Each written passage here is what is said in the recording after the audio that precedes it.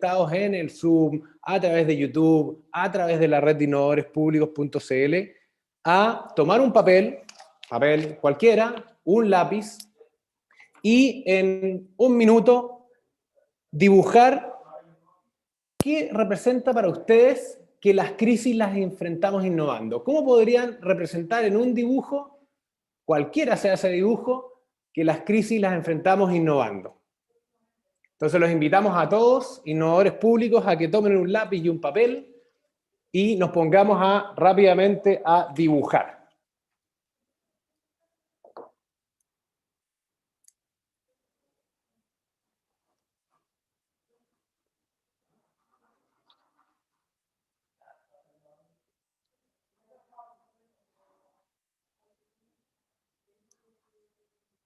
Vamos a dar unos segundos para que todos puedan dibujar.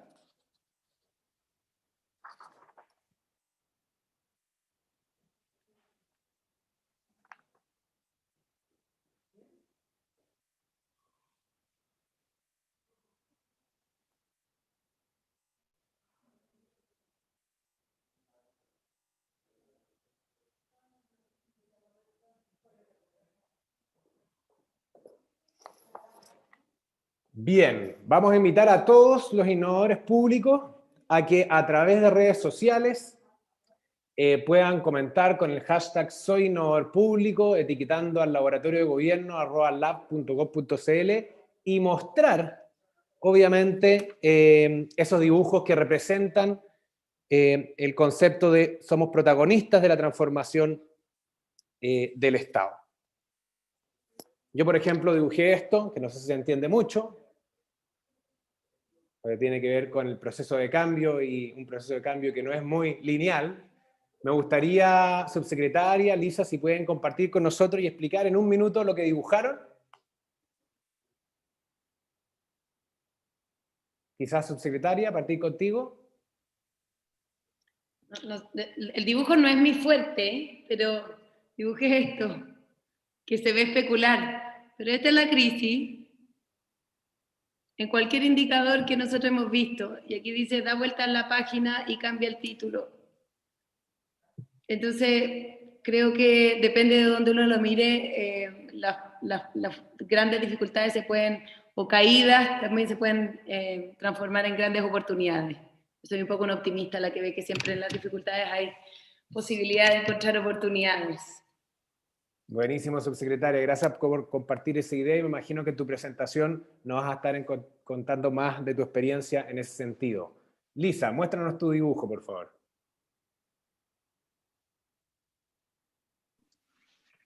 Well, thanks so much, Roman, for having me. And everyone, all the Chilean public servants, it's so nice to be there. I can't wait until we actually get to hug in a room someday. So thank you for having me. I just want to say everything, Roman, that you and the team and the assistant secretary and the minister before, everything you've done has led to this moment, right? Like you've been laying the groundwork for what no one would have hoped is a crisis. And so we can stand on top of that groundwork. So thanks for having us be innovative to get us started. So I'm a bit more of a stick figure. And I wanted to talk about the human element about crisis. And it's about seeing, it's about hearing. In Chinese, they say ting. So it's about hearing with your eyes and hearing with your heart and hearing with your ears and reading people's body language. This is really, to innovate, you have to also fall in love with the problem and not so much with the solution. So you have to really fall in love with the problem and be careful. And then you'll see these people down here together. These are people who do all of this and then step around the wall. Instead of knocking down the wall, sometimes you have to peacefully step around the wall, look for the sunshine. You're in Chile, there's probably lots of it, and then celebrate. So that's how I see innovation. Muchas gracias, Lisa. Creo que el punto fundamental de lo que acabas de transmitir es que cualquier innovación, sea científica, tecnológica, sea de procesos, sea de un producto, la hacemos personas y las debemos, por ende, centrar en las personas. Y que eso es parte fundamental de los principios del laboratorio de gobierno y de la innovación pública. Muchas gracias a ambas y los invitamos nuevamente a todos los innovadores públicos que están conectados. Tenemos entre las distintas plataformas cientos de personas a publicar sus dibujos de cómo representan las crisis que se enfrentan innovando. Acuérdense publicarlo en Twitter, en Instagram, en cualquier red social con el hashtag Soy Innovador Público y etiquetando al laboratorio de gobierno @lab.gov.cl. Vamos a ir de lleno a el panel y a la conversación, y para eso tenemos, como les decía, dos grandes invitadas, y vamos a partir por la subsecretaria Carolina Torrealba, que nos va a contar obviamente su experiencia y todo lo que ha sido el trabajo en este recientemente creado Ministerio de Ciencia, Tecnología, Innovación y Conocimiento, que tiene varios elementos muy relevantes y conectados con lo que hacemos en el laboratorio, por supuesto, y quisimos invitarte, Subse, justamente para contar tu experiencia, así que me encantaría que desde ya pudieras compartir pantalla y contarle a todos los innovadores públicos cómo ha sido este año y cómo ha sido enfrentar, obviamente, la pandemia desde la ciencia. Román, muchas gracias por la invitación y por supuesto saludar a todas las personas. Es un tremendo honor estar acá, me parece muy estimulante poder hablarle a cientos, tal vez miles de personas que trabajan en el sector público y que muchas veces son las caras invisibles de soluciones complejas que hemos tenido que enfrentar durante este año. Así que para mí, yo soy relativamente nueva, llevo poco tiempo en el sector público y ha sido una experiencia absolutamente maravillosa, y cada día que pasa me siento más como privilegiada de estar acá y admirada de lo que se realiza, digamos, tras bambalinas.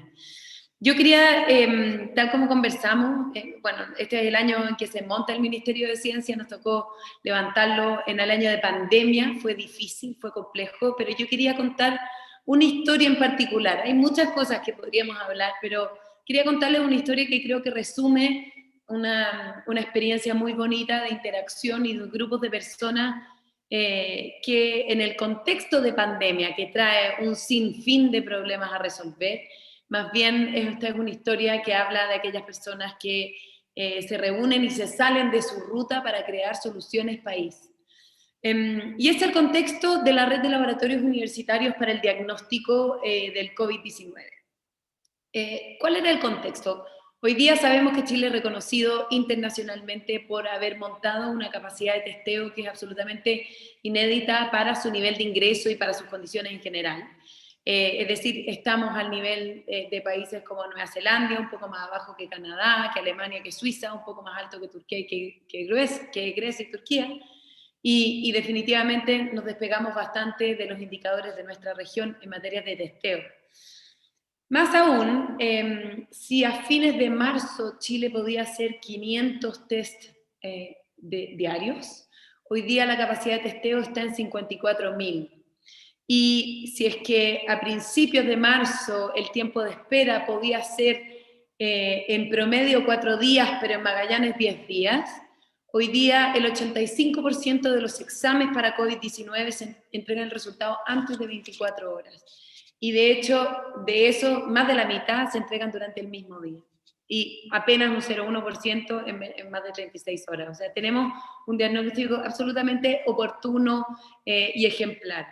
¿Cómo se gesta esto? ¿Cómo partimos de una situación en la que el país no estaba preparado a finalmente llegar a estos números? Este es un esfuerzo sin duda liderado principalmente por el Ministerio de Salud, pero yo quiero contarles una historia que es una historia pequeñita que ayuda y aporta a esto y que también muestra un sistema de innovación. El problema, como les dije, era eso. Teníamos poco diagnóstico, no a tiempo, centralizado en Santiago y, como todos los países del mundo, no estábamos preparados para que nuestro sistema de diagnóstico pudiese enfrentar una pandemia. Además, sabemos que el diagnóstico, hoy día sabemos que es el factor determinante para una buena sobrevida, es decir, para que el tratamiento, para que baje la tasa de mortalidad, significa que tenemos que diagnosticar a tiempo, y además es la herramienta que tenemos para poder tomar decisiones que son muy dolorosas de política pública, como lo es la cuarentena, como es el distanciamiento social. Necesitamos esa información. Esto es un elemento clave. ¿Cuál fue la oportunidad que vimos como Ministerio de Ciencia? Nosotros partimos funcionando el 1 de enero del 2020 y en febrero llegan las sociedades científicas, virología, microbiología, y nos dicen, bueno, nosotros somos biólogos moleculares, tenemos todos los conocimientos para aislar RNA y hacer el qPCR, que es este test. Más aún, tenemos laboratorios que cuentan con el equipamiento y tenemos espacios habilitados para ello. Bueno, ahí hay una oportunidad, existen laboratorios de biología molecular básicamente en prácticamente todo el país, en el seno de las universidades que hacen no clínica, sino investigación, ¿cierto? Investigación en biología humana, etc. Y el desafío entonces, que nosotros nos propusimos a finales de febrero, principios de marzo, es, bueno, ¿cómo podemos levantar a partir de las capacidades de investigación que están instaladas en todas las universidades de nuestro país, una red nacional con amplia distribución territorial que realice un diagnóstico para el país, asumiendo que el Instituto de Salud Pública, que tenía que liderar esta hazaña tremenda, no tenía, obviamente, que laboratorios en todo el país. ¿Qué implicaba ello? Y voy a ir aquí bien rápido, pero primero convencer a los científicos y científicas que dejen sus investigaciones y se dediquen a hacer otra cosa completamente distinta, que es laboratorio clínico. Segundo, las autoridades de las universidades que nos prestaran los laboratorios, que los subsidiaran, la operación, etc. Que estos laboratorios fueran certificados por el ISP, que tuvieran un proceso mediante el cual el laboratorio se vincule con los servicios de salud, porque los laboratorios analizan pero no toman las muestras. ¿Qué servicio de salud toma las muestras y cómo se las deriva? Que establecieran un sistema de reporte diario al MinSal, que los científicos y los laboratorios que tenían una mentalidad de investigación, de hacer virología humana, de hacer otro tipo de cosas, publicar sus papers, hoy día más bien aprendieran a ser científicos clínicos, es decir, científicos que están al servicio de dar un resultado y hacer cosas estandarizadas. Los científicos estamos seteados para hacer cosas no estandarizadas. Esto era setearlo para hacer cosas estandarizadas y que se entregaran bajo un protocolo que tenía que regir para todo. Séptimo, teníamos que conseguir los recursos y el Estado montar una operación para financiar, entregar los insumos y todo para que estos laboratorios pudieran operar. Stockearlo de los insumos necesarios para los diagnósticos. Los kits estaban out of stock, no habían en el mundo. Las mascarillas, los EPP, etc. Y finalmente, que es lo primero que tuvimos que hacer, cuando hicimos la lista de todo lo que teníamos que hacer, que parecía titánico, dijimos, bueno, también tenemos que convencer primero a nuestras máximas autoridades para que apoyen esta iniciativa, y afortunadamente esto contó con el apoyo del mismo presidente, y por supuesto también un gran aliado fue el subsecretario Arturo Zúñiga de Redes Asistenciales, que nos ayudó a llevar todo este proceso. ¿Cuál fue la solución? En 2 minutos, para que después sigamos conversándolo, pero finalmente logramos pasar todos estos desafíos, poder instalar una red de laboratorios universitarios para el diagnóstico de coronavirus que hoy día funciona en Chile. Está coordinada bajo el alero de la Subsecretaría de Ciencia y la Subsecretaría de Redes. Tiene 33 laboratorios que operan entre Arica y Magallanes, en el que trabajan cientos de personas, da cuenta de 15% del diagnóstico nacional, ha realizado más de 715.000 exámenes a la fecha. Su diagnóstico, su impacto territorial es lejos lo que a mí más me emociona. Por ejemplo, logramos instalar un laboratorio en Magallanes que no tenía diagnóstico, que tenía que mandar sus muestras en avión a Santiago, y que logramos instalarlo con mi Seremi llevando un equipo en el auto, digamos, pudiendo instalarlo a tiempo justo antes del primer brote de la región. Hoy día da cuenta más del 50% del diagnóstico de Magallanes, hoy día da 85% del diagnóstico de Atacama, 37% en Arica, 45% de los ríos que hoy día está siendo muy asolado por la pandemia, y eso ha permitido, ha sido posible, y después podemos hablar del impacto que tiene por supuesto que en salvar vidas, en generar, digamos, información necesaria para abordar la pandemia, pero también todas las personas que hemos participado en esta red, todos los que estamos desde el sector público, desde el sector privado, desde los científicos, la academia, hemos logrado tejer una red muy estrecha, muy colaborativa. Este proyecto, yo digo que uno de sus principales efectos, el efecto Fuente Ovejuna, lo hemos realizado entre todos, lo hemos apropiado entre todos, y eso ha generado también una red muy desconcentrada que nos permite también transformarnos a nosotros como servidores públicos, a los científicos como científicos poniéndose al servicio. Ha sido al servicio de sus comunidades, cuando normalmente están más alejados de ellas. Y creo que ha generado también un espacio de encuentro y de confianza, además en un momento en que en el país veníamos marcados por la desconfianza, en el que se ha involucrado tanto el sector público como el sector privado, y esto ha requerido de montones de habilidades de innovación y de gente que, como decía Lisa, ha decidido dar vuelta, digamos, la muralla, ¿cierto? Conectarse, emocionarse, encontrar que finalmente tenemos un objetivo común que va más allá de mis propios intereses y que estoy dispuesto a sacrificar mi día a día por trabajar de manera colectiva a solucionar un problema país. Así que encantada de compartir esa experiencia y gracias por la invitación, Román. Muchas gracias, Subse. Gracias de verdad por compartir la experiencia en primera persona. Esto se nota que es un esfuerzo muy colectivo y que si uno pudiese resumir una palabra es innovación con propósito. Propósito, propósito, propósito. Y ya vamos en el espacio de preguntas y de conversación junto con Lisa a profundizar en algunas preguntas, pero quizás hacer una reflexión. Nosotros tenemos un framework de innovación pública que hemos logrado consolidar el último tiempo, y donde decimos que los cambios sostenibles pasan por 4 grandes capas o niveles de cambio. La estrategia, ¿cierto? De alguna manera el servicio, cómo llegamos al usuario. La operación, que muchas veces se nos olvida en innovación. Los datos, la tecnología, los procesos, muy importante. La cocina de cómo funciona una organización o un grupo de organizaciones. Y por último, la organización en sí misma, las personas. ¿Qué roles? ¿Cómo nos organizamos? Y yo veo acá muy nítido que ese cambio que ustedes produjeron y que articularon pasa por los distintos niveles de cambio, con seteos culturales, con nuevas fuentes de financiamiento, con descentralización, con lógica público-privada, lo cual es bien impresionante y bueno, tenemos que estar, creo, muy orgullosos como país por ese esfuerzo, que es un esfuerzo país. Así que esa es una mirada, digamos, desde la realidad nacional. Y ahora nos queremos ir fuera de Chile y queremos entender qué es lo que ha estado pasando en el mundo y que obviamente pueden haber fenómenos similares, pero también pueden haber habido respuestas distintas a la crisis. Y es ahí donde queremos que Lisa Bitter, que es la presidenta y fundadora de Political, otra red, pero una red global, que reúne también a funcionarios públicos que están trabajando en cambios, en transformaciones, que Lisa nos cuentes desde tu experiencia asesorando gobiernos y autoridades, desde tu experiencia formando funcionarios públicos en esta red Political, ¿cuáles han sido esos cambios más relevantes que tú has podido observar y cómo esta semilla del cambio ves que está de alguna manera masificándose a nivel mundial? Así que Lisa, gracias nuevamente por acompañarnos. Political es un gran partner del laboratorio, así que te escuchamos. Thanks, Roman. To do this work, I really think to work in innovation, which I always worry about the word sometimes innovation, that it might scare people off. So to try new things, right?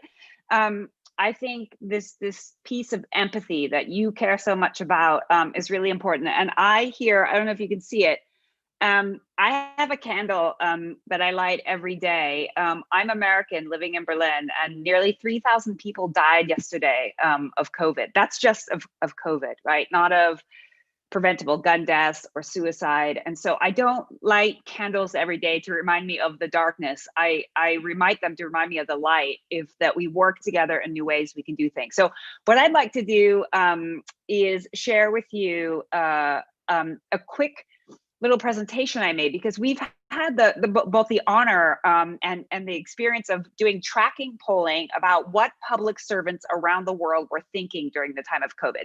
So I'm going to show some slides here. So give me just a minute. They're going to be in English, but don't worry. The fantastic team has translated them into Spanish, so you can read them afterwards.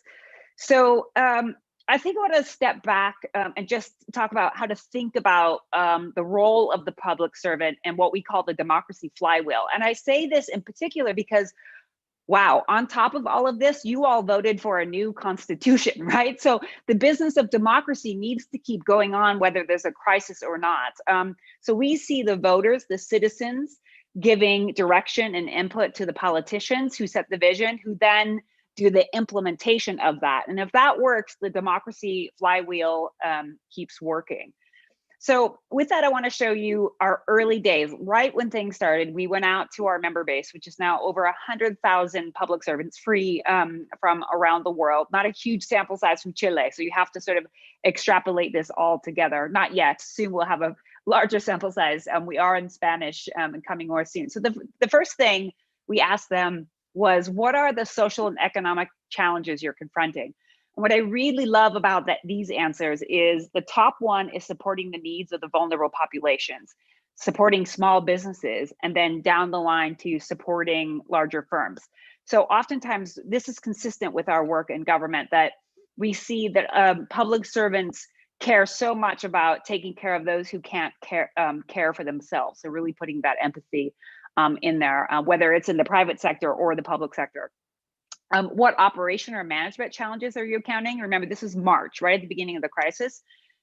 Not surprisingly, remote working and keeping the staff itself, like us, you all, like Carolina and her team, like keeping them motivated. And how do you work together when you're not in a boardroom? This is a new way for all of us to work. Next was internal communications. Then we heard this in Carolina's cross-government coordination, decision-making, knowing how to be a good crisis leader. Many people had never led in a crisis like this before. That, and you'll see even lower was gathering information about the pandemic. So first things first, get people working, communicate, then get information. So we thought that was interesting. Again, this is March. What's your personal well-being challenges? I think this is super important. Oftentimes we think that public servants are only there for the citizens, and it's critical to remember that public servants are people too. And if you don't have a healthy, motivated workforce, they can't deliver for the citizens. So the first was, interestingly, I care most about the wider impacts on society, then concerns for relatives and loved ones. So even putting the citizens above, you can see it's not by a huge margin, but it's a lot. And then down the line, personal job security or finances. Now, many people have government jobs that tend to be more secure, but still you can see that there's a big desire and that care and that empathy. So that was March, early days. They're worried about the most vulnerable. They need to learn how to work in new ways, and they are worried about people more than even themselves. So what happened in June? So we asked, has your team gained any new skills or capabilities? This is a massive opportunity to learn new things. How to listen to scientists, as we heard from Carolina, how to do cross collaboration, how to work with remote areas to make sure that they get testing done quickly, which means new relationships and understanding. So remote working was number one, not surprisingly, and we needed that. Effective communications, people really learned how to communicate. And then engaging with citizens virtually, which is definitely tied here with digitizing services. Those two things. Again, the work that Roman and the GovLab has been doing there has set all of this up. It's not like this all happened right away. It was getting people upskilled and using this language and getting people practicing and moving over that innovator's dilemma or that tip into everyone working that way. Very few people said no new skills gained. So this is like, as we say in English, learning from the fire hose, right? Everything comes right to you. What would be your priority in preparing for a COVID recovery? Remember in June, we were talking about recovery then. I'm sitting here in Europe, where, as Carolina said, you know, Europe and the US are in much worse places now than we even were in March, especially in June. So again, supporting populations hardest hit by the crisis, then preserving the changes how government works second. People like this new way of working. Then down the line, you can see safe and fair elections, climate change policy, engaging citizens in the recovery. Obviously, health and safety policies came up. So those were the priorities. And then we've been doing fall surveys. And we have more of these online if people want to look at it. How many days a week would you like to work remotely post-COVID? Again, I put this in because this is our workforce to make the change we need happen. Most people say 3 to 4 days a week. So I think this is going to be really interesting how government comes back to normal. How do we work remotely or not? But most people say 3 or 4 days a week, which is very different than we've been working before. And then I like this one. It also makes me a little nervous. So it might be worth talking about, Ramon. What do you enjoy the most about working in the public service? So you're very happy that people work on the issues, but connecting with citizens is really low. So there's a mismatch there that we need to do. Now, a lot of people said all of the above. And there's something weird about working with other public servants. That's really low too. So clearly there's work to do within government itself, getting the workforce more excited overall to work with each other. I'm not going to read all of these because I can tweet these out, Roman, in the feed if that's okay. But I think there's a lot to leave behind in this time of COVID, the old way the governments work. So it must be invented here. Not all good ideas have to come from Chile. Steal from other people. We have to leave behind that learning is something you do in school. We have to quit thinking of tech as a department or a solution instead of an integration. There's way too much humility in government and not enough celebrating wins and recognizing good work. There's too much ugly and time-sucking bureaucratic process. The minister at the very opening talked about that. Like, disabled people shouldn't have to go through this morass of bureaucracy. And the most important thing, and he said this too at the beginning of the session, is belief that we can't change. Government really has shown that it can change and can change quickly. And what to keep, exactly this muscle that change is possible and these new habits. And I'd just like to, Roman, challenge the Twitterverse. I've been asking public servants if there's a theme song for government going forward in this new normal, what would it be? And I asked the head of technology for the Singaporean government, a guy named Aaron Maniam, and he said All of Me by John Legend, because you like the imperfections and what works. And I think the embracing that government's never going to be perfect, but loving that we have this democratic institution, that it's a job every single day to make better and more responsive. And just a little bit about us. So I thought I would just stop there just to give a sense of what public servants are saying around the world. Buenísimo, buenísimo panorama global, Lisa. Muchas gracias por compartir esos resultados, pero también por compartir tu experiencia y ese feeling, esa sensación y esa percepción más profunda de lo que está ocurriendo al interior de cada uno de los gobiernos, de las instituciones públicas alrededor del mundo. Y me quedo con algo que dijiste en torno a cómo el cambio es posible, cómo podemos hacer y demostrar con hechos concretos, con innovaciones que generan valor, que los funcionarios públicos son los protagonistas de ese cambio, que obviamente eso parte, y la transformación, y lo decimos siempre en el Laboratorio de Gobierno, parte por nosotros, y dar y compartir ese mensaje optimista con todos. Y ya vamos a profundizar en algo que hemos conversado varias veces con Lisa, que tiene que ver con esta rueda, ¿cierto?, que hace posible que las democracias funcionen, entre las autoridades y sus definiciones, obviamente, los funcionarios públicos que hacemos que las cosas ocurran, y el usuario, la ciudadanía, que le da validez al sistema completo y que por ende tenemos que co-crear con ellos. Así que gracias nuevamente, Lisa, por esta presentación, y ya iremos profundizando con algunos puntos. Y para abrir la conversación, antes de, digamos, hacerles algunas preguntas del público, de los innovadores públicos, quizás, subsecretaria Carolina, preguntarte, ¿cuál fue el mayor desafío de poder reaccionar como ministerio nuevo con una condición de borde que nos limita, que siempre es que los recursos son limitados, la austeridad fiscal, sobre todo en un contexto de pandemia? ¿Y cuál ha sido la posibilidad de alguna manera, dejar capacidades instaladas en el proceso? Que algo lo conversábamos el otro día también. En el fondo, ¿cuál fue el desafío mayor? Y también mirando lo que viene, ¿qué se deja instalado con esta red de laboratorios del COVID? Gracias, Román. Y gracias, Lisa, me encantó la presentación. Muy bonito la frase final en el cual nos apela, uno que está todo el día acá, a veces tiende a ser muy crítico, ¿cierto? Es como con la familia de uno. Uno es crítico con la familia de uno, pero que nadie vaya a decir nada de ellos. Esa relación que uno tiene con el lugar de trabajo. Y es muy bonito recordar que el Estado nunca va a ser perfecto, pero que tenemos que quererlo para seguir trabajando en mejorar estas instituciones.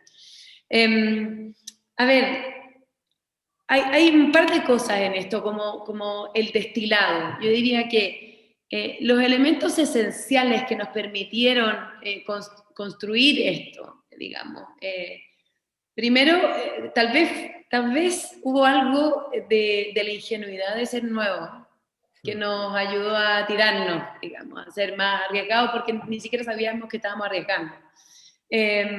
Y esa también lo que decía Lisa, acerca de que los cambios son posibles. Cuando uno es más nuevo, no tiene la barrera de que no es posible. Entonces uno se tira simplemente. Y eso creo que marcó el ímpetu de todos quienes participamos en esto. Y eso también marcó mucho el ímpetu, y quiero decir con especial énfasis la gente en la NID, desde su directora hasta las personas que trabajaron ahí, en la creatividad de poder encontrar el espacio donde meter el desafío, que no es lo que nosotros habitualmente hacemos, el Ministerio de Ciencia no hace diagnóstico. Entonces, ¿cómo lo hacíamos? Y hubo toda una creatividad de los procesos que nos permitió alojarlo, y finalmente, como dices tú, la operación, digamos, la operación es base, si no hubiera sido una linda idea, pero esta operación es inviable. Lo segundo es tal vez esa operación muy estrecha transectorial, es decir, desde los ministerios, los servicios de salud, los laboratorios, el sector privado que nos hizo donaciones, en fin, los vicerrectores de investigación, las personas que estaban en el laboratorio pipeteando, todos colaboramos de una manera en que además nos agrupamos como nodos regionales. Fue un proyecto eminentemente no centralizado. Si bien, sí, la coordinación general estaba en la subsecretaría, tenía una vida propia en cada una de las macrozonas del ministerio y con un empoderamiento, con donaciones solamente sectoriales en las macrozonas. En fin, se acomete una vida propia de esto, que en cierto sentido, si bien nosotros posibilitábamos, éramos como el pulpo que lo posibilita, sin muchos brazos que posibilitan, pero la operación estaba dada por muchas personas. Y tal vez la territorialidad, digamos, fue muy fuerte en esto. Y tal vez lo que te mencioné al principio, el efecto Fuenteovejuna, esta apropiación colectiva en el que cada una de las personas que participamos de esta red nos sentimos parte de ellas, autores y autoras de esta red, y sabemos que sin el trabajo de cada una de nosotros, independiente del rol que cumplimos, independiente si era la CPC que donó los $5 millones o el que recibía los proyectos, todos teníamos la total conciencia de que éramos fundamentales, necesarios, y que teníamos que dejar de hacer lo que estábamos haciendo para dedicarnos a este objetivo final. Y eso, además, como te decía yo, generó un encuentro que fue muy bonito. Y la dificultad principalmente, yo te diría, es llegar, una vez que uno llega a eso, la retribución es gigante, y yo creo que es un círculo positivo en que solamente ayuda a esta apropiación, a la territorialidad y a todo aquello. Pero inicialmente la desconfianza, la principal dificultad, la desconfianza de algún servicio de salud que no confía en el científico, que le haga el test, que el científico no confía en el Estado, que le vaya a pagar efectivamente para hacer el test, que el empresario no confía, y así. La desconfianza inicial, y creo que, como decías tú inicialmente, y segundo, yo te diría otra cosa que es bien importante, es como Estado poder responder a los tiempos de respuesta en una pandemia vertiginosa fue muy difícil, y por eso, por eso que el entretejer el sector privado, el público, la academia fue fundamental, porque hay veces que nosotros tal vez teníamos los recursos, pero no teníamos la capacidad de responder a una cotización de mascarillas en China que duraba 24 horas, porque cambiaba el precio todos los días, porque subían los precios. Entonces, si no hubiésemos tenido ese espacio de colaboración, de decir, ok, voy a arriesgarme, voy a confiar, no hubiésemos podido levantar esto, porque las restricciones que teníamos todos los involucrados, reconocíamos que el otro no tenía esas restricciones, ergo lo complementamos juntos. Fue un engranaje que permitió crear esta red de manera colectiva. Y yo creo que eso es lo más bonito, y lo que nos demuestra, por otro lado, que esto nos permitió levantar un modelo que no lo hemos salido a vender, pero yo he estado mirando y no hay referente en el mundo. O sea, esta solución es medianamente lógica. Todos los países que tienen laboratorios de investigación en biología molecular tienen potencial en laboratorios de diagnóstico. Sin embargo, yo a la fecha no conozco ningún país que lo haya levantado como una red nacional acoplado al sistema nacional público. He sabido de casos particulares, en Estados Unidos hay varios, en UCSF, en Boston también, de laboratorios clínicos o no clínicos de investigación que se convierten. Pero levantar una red completa, nacional, utilizando las capacidades nacionales y haciendo el engranaje desde el inicio de la pandemia con el sistema público de salud es algo que no tiene parangón. Entonces, también Lisa decía, no hay que buscar las soluciones siempre afuera, pero también tal vez desde Chile una de las cosas que nos cuesta creernos es que sí podemos crear soluciones completamente desde Chile, incluso marcando la pauta en varios temas. Así que esto yo creo que fue y eso es también lo que nos hace sentir a todas las personas bastante orgullosos de ella. Gracias, Subse. Esa tensión entre cómo nos apropiamos de las soluciones implica ser parte del proceso de codiseño y de coimplementación para romper justamente los problemas de desconfianza estructural, y ahí hay otro desafío de cómo lo hacemos de una manera ágil, ¿cierto? Y conectándolo con lo que decía Lisa en su presentación, si tuvieras que mencionar uno o dos ejemplos muy icónicos de lo que has visto en el mundo de estas transformaciones que se gatillaron a raíz del COVID y que obviamente tienen también el desafío de perdurar, ¿cuáles serían esos dos ejemplos? Y la segunda pregunta para ti, Lisa, tiene que ver con cómo generamos una mejor conexión entre esta rueda de la democracia que ya decíamos, autoridades, funcionarios públicos y los usuarios, la ciudadanía. Maybe I'll answer that one first, and it goes to one of the points the 12 points that I made. I think let's step back just a second. I think we have 18th century politics, 19th century governments, 20th century technology solving 21st century problems. So we haven't kind of caught up to the way that people live now. And there's a lot of humility, which we need to be humble servants. But I think that humility has clouded our ability to celebrate when we get things right. It was one of the reasons we founded Apolitical is you never hear or hardly ever hear about what's working in government or in politics for that matter. You only hear what is not working and what doesn't.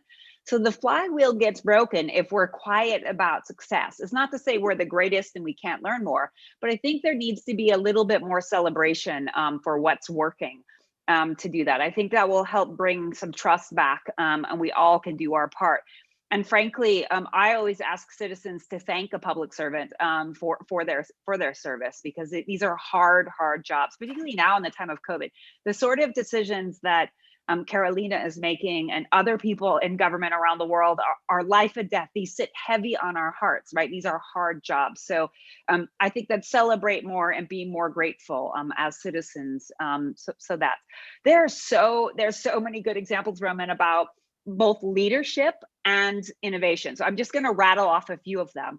On innovation, this has forced more open inclusivity inside of government because technology is allowing us to reach people, and the barriers of getting a mom that couldn't come to a city meeting to join a Zoom hearing is going very high. And in Seattle, where I'm from originally, there's been massive innovation because no one was riding the buses anymore. They retrained the bus drivers who really knew the routes of their communities to go out and social listen to people. So to come up with new solutions. They're in Poland, they created vending machines for masks and hand sanitizers right away to get things to people instead of saying, oh, go to the store, here's a vending machine. Singapore created robotic dogs to maintain social distance. Taiwan used singing and fun characters to teach people how to do things. So LA, they did learned how to do remote adoption services. Think about how crazy that is, but safe remote adoption services, because kids still need to be adopted in the time of COVID. And then there's massive, and I think this is really important. I think government can no longer think of itself as we're the government and there's the private sector. To solve problems, we need everyone working together.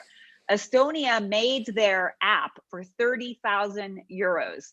Their Corona app. I mean, this is unprecedented, like the cost of bringing the private sector and public sector together to solve problems, which I think it's great. On leaders, Roman, let me just give you a few examples and I'll stop. My country had an election in the middle of all of this. We don't need to talk about it too much, but I want to just say the bravery of a gentleman during the time of COVID named he's the Georgia Secretary of State, Brad Raffensperger, who held the law more than he went to his party and said, my job as a public servant, despite COVID, despite everything, is going to stand up and show leadership about what my job is, not what my politics are. I think that's quite important. And I wanted to bring up one other person, someone you happen to know as well, a woman named Liz McCowan from the UK. Now, she runs the Bureau of Statistics. What an important job during the time of COVID. I call her work boring magic, right? Like getting little statistics about people, but if you don't have it, you can't actually do the work that Carolina is talking about. And she innovated new sources of data, got her team excited, and created a new game. And I just want to say something about this. My background is in behavioral science and government and everything, and not everything, and those things. And what we know about human beings is there's research that shows that if you draw a maze, 2 different mazes, and at the end of one maze you put cheese, and at the other maze you put a drawn owl overlooking 2 mice, right? Mice in each one. Roman, which people finish the maze quicker? The ones with the owls over them or the ones with the cheese at the end? Wanna guess? Maybe the first one. The cheese. Even in drawn studies of putting cheese at the end versus a big owl overlooking you. And I think this should be a first principle to think about leadership and innovation. How do we incentivize versus fear people into things, right? I think that's really important.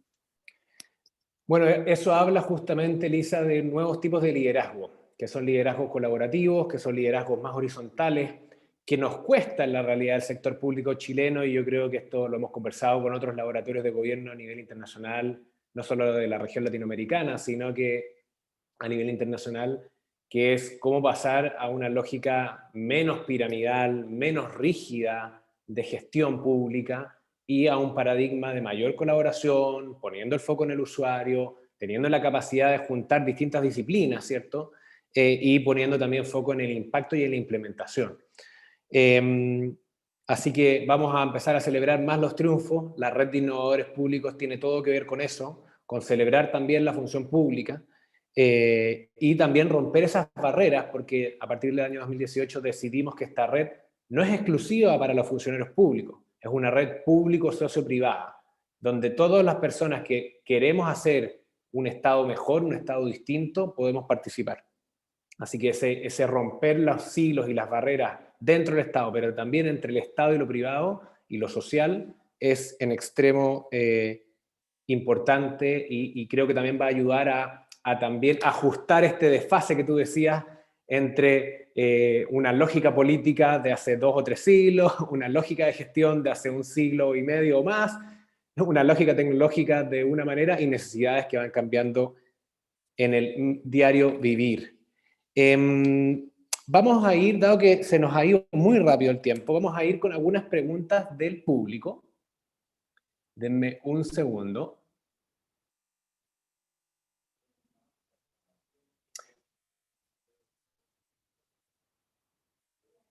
Bien, una pregunta para la subsecretaria Carolina. ¿Cómo podemos integrar estos distintos temas que a veces están en el contexto de lo que uno podría llamar un ministerio de ciencia, pero también se escapan quizás a veces? Innovación, tecnología, medio ambiente, investigación, que están obviamente muy vinculados a lo que está pasando hoy con la pandemia. Y cómo integrarlos de manera universal en la educación primaria o secundaria dentro de la base digamos, de la formación de las futuras generaciones. Gracias a quien haya hecho esa pregunta. A ver, hay algo interesante aquí en un ministerio como este, los nombres, como decía Román, ciencia, tecnología, conocimiento, innovación, ciertamente no recaen solamente sobre este ministerio, digamos, sino que son capacidades que necesitamos instalar y por eso es que uno de los roles súper importantes del ministerio tiene que ver con la articulación y la coordinación entre los distintos ministerios. Y por ello también la articular esta red fue una experiencia que nos permitió mostrar la potencia de coordinar el sistema científico-tecnológico, en este caso con el Ministerio de Salud. En el tema que se toca aquí es, yo creo que absolutamente fundamental para cualquier futuro mejor que nos imaginemos, cómo podemos democratizar e instalar las capacidades o las habilidades científicas, como le decimos, que no necesariamente la gente tenga que seguir una carrera científica, sino que tener las habilidades de científicas y de innovación y adquirirlas desde una temprana edad. ¿Qué es lo que estamos haciendo hoy día y qué es lo que se hace en el mundo, digamos? Se incorporan a través de los sistemas de dos maneras, de sistemas de educación tradicionales, y en eso estamos trabajando con el Ministerio de Salud, pero también todo lo que ocurre fuera del colegio es algo que nos inspira mucho. No sé, a mí realmente me impresiona, yo no tuve la experiencia cuando chica, pero hoy día me impresiona ver la cantidad de clubes en comunidades no necesariamente privilegiadas, en muchos lugares del país, clubes, por ejemplo, de niñas en robótica, que hacen sus experimentos, hacen sus robots, los llevan a conferencias internacionales. Me ha tocado mucho trabajar con ese tipo de iniciativas que vienen más bien de abajo hacia arriba y que como Estado tenemos que promover. Hoy día, ¿qué es lo que estamos haciendo? Estamos haciendo, por ejemplo, festivales de ciencia abierta. Hace poco tuvimos el Festival de Ciencia que lo que busca es poder promover actividades que sirvan para el enganche. Digamos, no sé si a alguno de ustedes acá le pasó, pero yo era muy dispersa de niña y cuando ves algo que te atrae y que te habla en tu idioma, digamos, sin ponerlo en palabras herméticas, te invita a un mundo nuevo y uno sabe que hay algo que no entiende, pero descubres que detrás de eso hay algo maravilloso que quieres entender algún día. Y eso es el gatillante de la curiosidad, eso es, y un poco la gran cantidad de actividades desde el Ministerio de Ciencia. Tenemos una división completa que está dedicada a eso, por un lado a meter los contenidos curricularmente con el Ministerio de Educación y por otro fuera del currículum, en la calle, en las comunidades. Generamos un fondo nuevo, que esto es algo bien novedoso. El Ministerio de Ciencia normalmente es mucho más desde la academia, pero que era poder entregar apoyo a esas comunidades locales pequeñas, y de hecho, ya que estamos no nos fue tan bien, porque las bases eran complicadas, postularon menos de lo que queríamos, sabemos que hay mucho. Entonces, ¿cómo logramos democratizar con el sistema que tenemos y llamar también a esas comunidades pequeñas de niñas que se empoderan desde el hacer y que luego desde ese hacer se transforman a sus comunidades y van transformando a nuestro país? Es un tremendo desafío y estamos partiendo. Estamos intentándolo. El primer intento fue lindo, tenemos buenos ganadores, pero tenemos que hacerlo mucho mejor. Así que ahí hay un tremendo desafío de nuestro país en general y de este ministerio sin duda. Súper claro, Subse, y bueno, ahí hay un tema, también un tema país, que es cómo gatillamos esa curiosidad de manera más sistemática y generamos métodos para que eso sea lo más accesible a la población en general y tengamos muchas más personas innovando en todos los ámbitos, no solamente en el sector público. Lisa, una pregunta que tiene que ver con la colaboración público-privada. ¿Qué ejemplos has visto de aceleración de esa colaboración público-privada? Y quizás agregar un elemento a eso, que tiene que ver con otra pregunta que te quería hacer, que es, ¿cuáles son, de lo que ustedes han aprendido en la Political,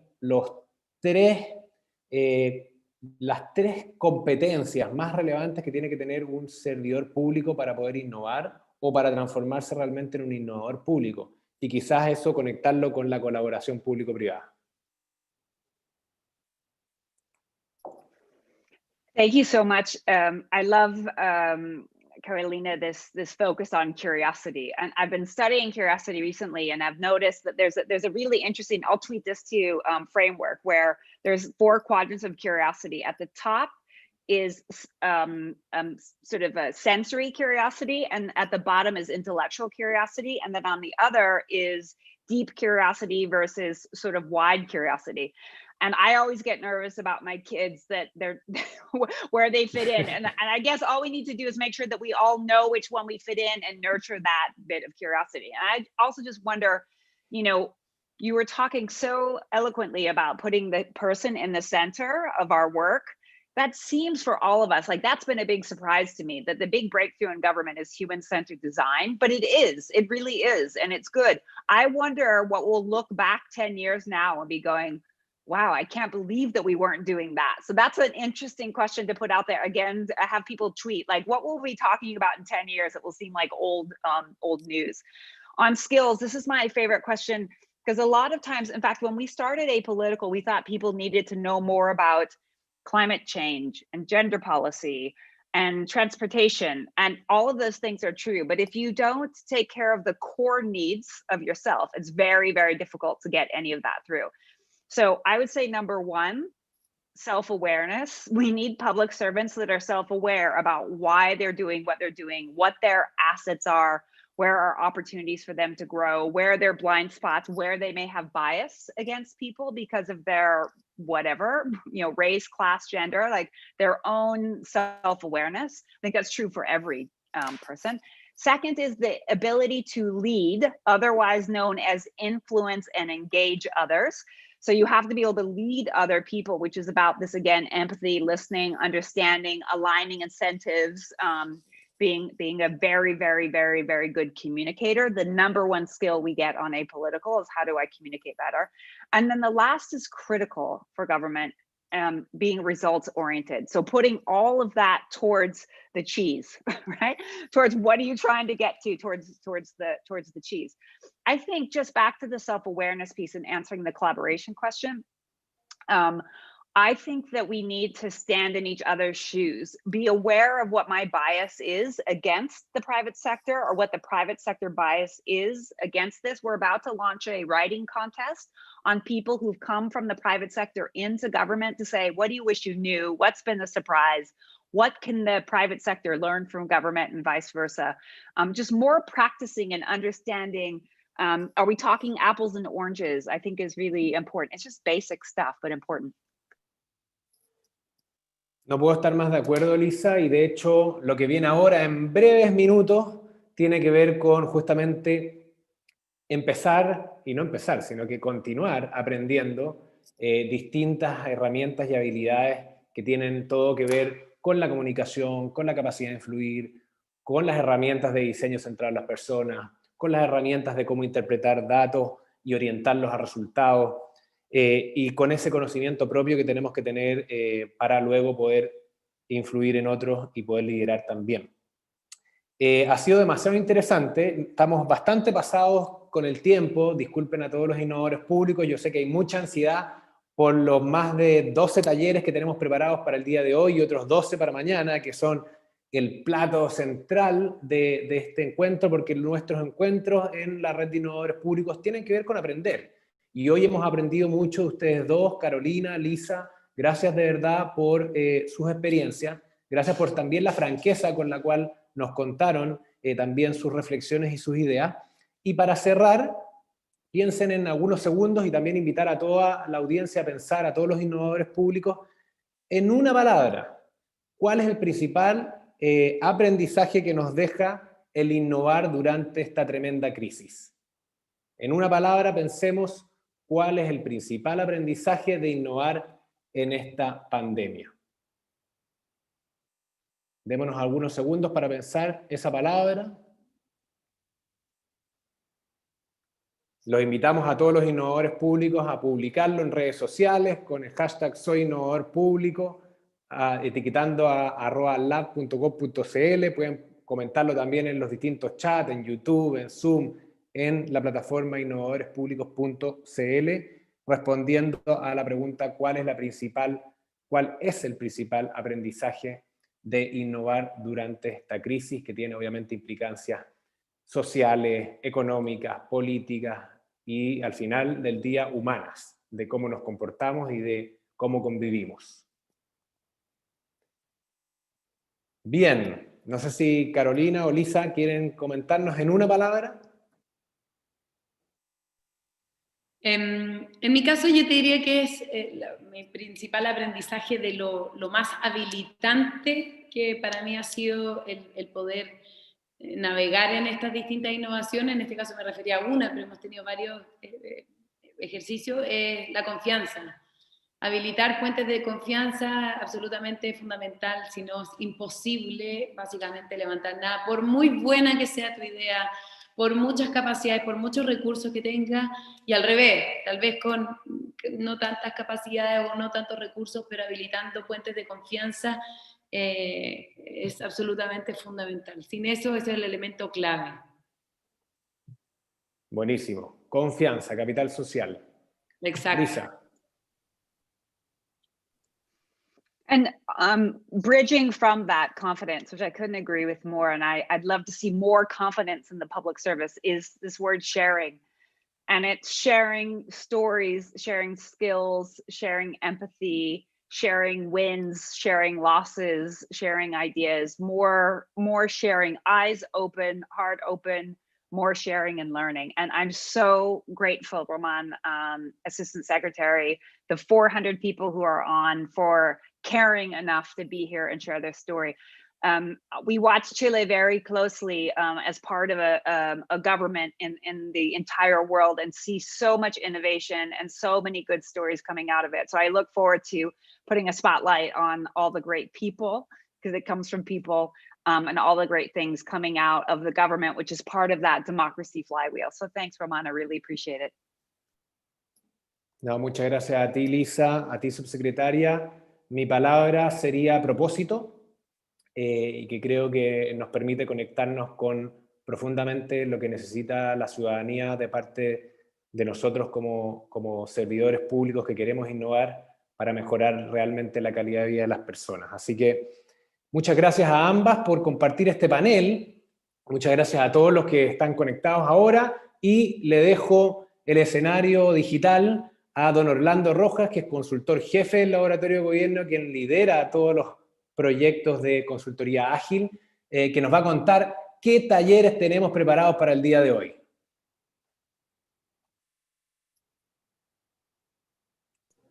Hola, hola, ¿qué tal? Hola a todos los innovadoras e innovadores públicos que nos acompañan. Efectivamente, soy Orlando Rojas, soy consultor jefe del Laboratorio de Gobierno.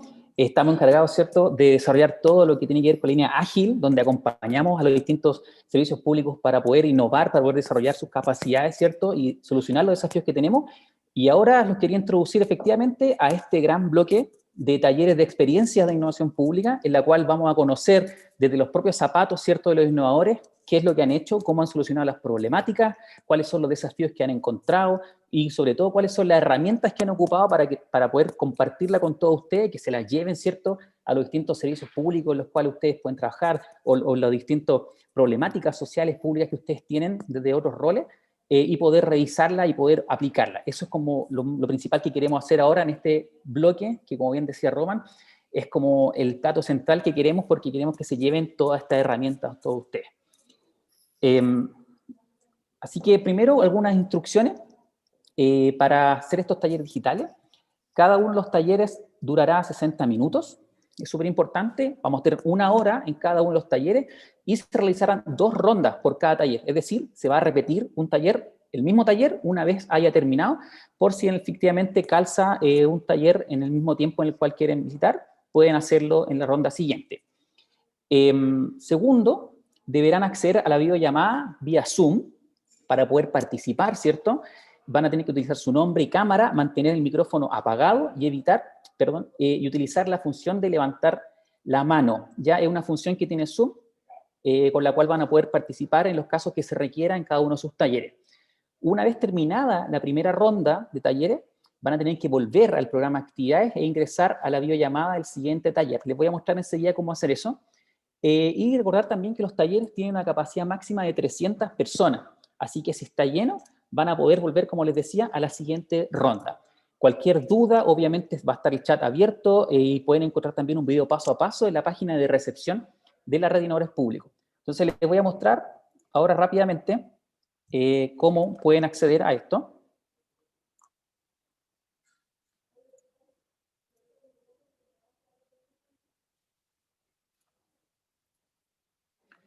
Van a estar entonces, acá estamos ahora viendo, ¿cierto? Estamos terminando el panel. Vamos a apretar volver.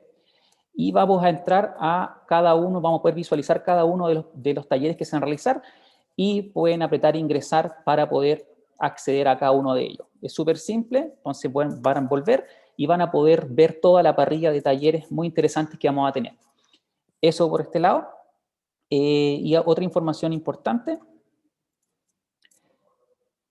Quiero mostrarle un poquito cuáles van a ser los distintos talleres que vamos a tener,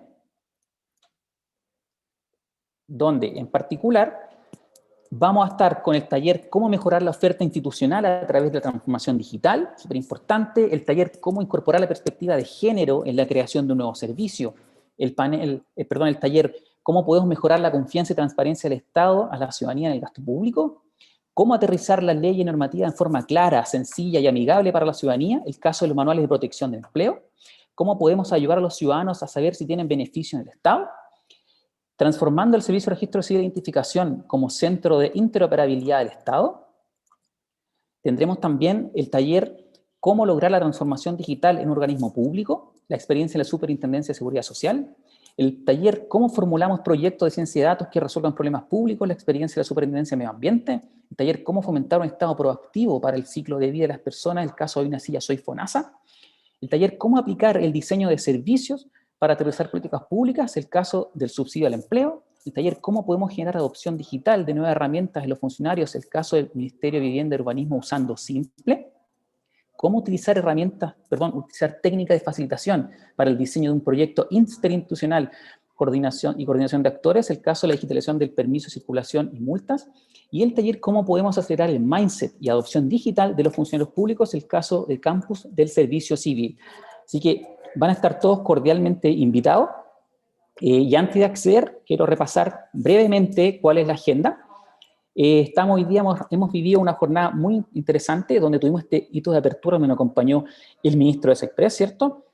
Acabamos de terminar el panel del día 1, donde nos acompañó Lisa Viter y Carolina Torrealba respecto de cómo ha sido la transformación del sector público durante la crisis, y ahora tendremos, ¿cierto?, hasta las 1, los talleres de experiencia y transformación del Estado.